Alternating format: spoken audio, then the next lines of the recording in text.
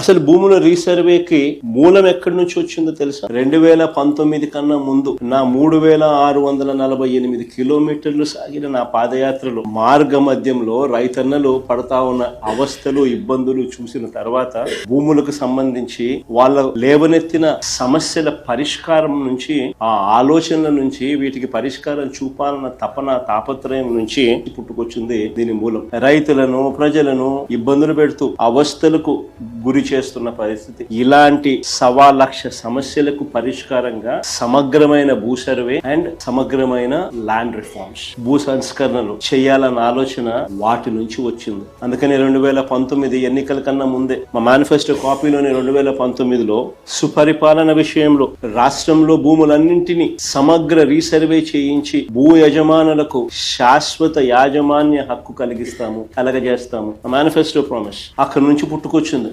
చెప్పిన మేరకు ఇది ఒక మహాయజ్ఞం అని తెలిసి 2020 డిసెంబర్ 21వ తారీఖున 100 సంవత్సరాల క్రిందట 1923లో బ్రిటిష్ ప్రభుత్వం తర్వాత, అప్పుడెప్పుడో బ్రిటిష్ వాళ్ళు సమగ్ర సర్వే చేశారు, దాని తర్వాత ఎప్పుడు కూడా ఎక్కడా కూడా సమగ్ర రీసర్వే అన్నది ఎప్పుడు కూడా ఆలోచన కూడా చేయడానికి కూడా ఎవరు సాహసించారు. చెప్పిన మేరకు సమగ్ర భూ సర్వే రికార్డ్స్ అన్ని అప్డేట్ చేయడం, సిస్టమ్స్ లీకి రిఫార్మ్స్ తీసుకొని రావడం మొదలుపెట్టి ఒక గొప్ప అడుగు పడింది ఆ రోజు.